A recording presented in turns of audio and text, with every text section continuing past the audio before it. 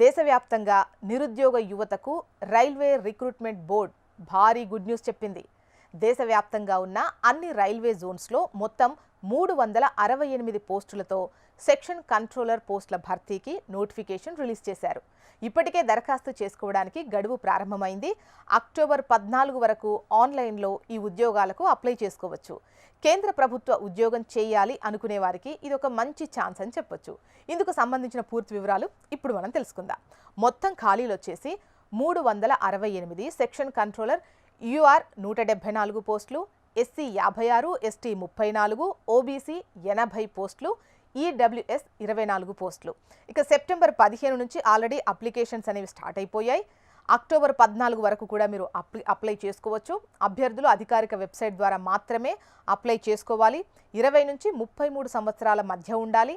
Reservation వర్గాలకు వయసు సడలింపు అయితే ఉంది. ఓబీసీ అభ్యర్థులకు 3 సంవత్సరాలు, ఎస్సీ ఎస్టీ అయితే 5 సంవత్సరాలు, దివ్యాంగ అభ్యర్థులకు 10 సంవత్సరాలు.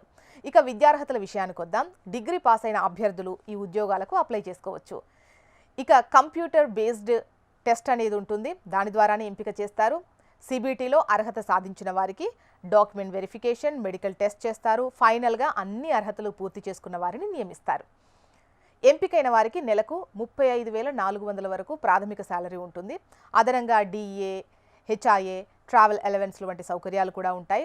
రైల్వే ఉద్యోగులకు ఉచిత లేదా తక్కువ ధరతో ప్రయాణ సదుపాయం, మెడికల్ ఫెసిలిటీలు కూడా ఉంటాయి.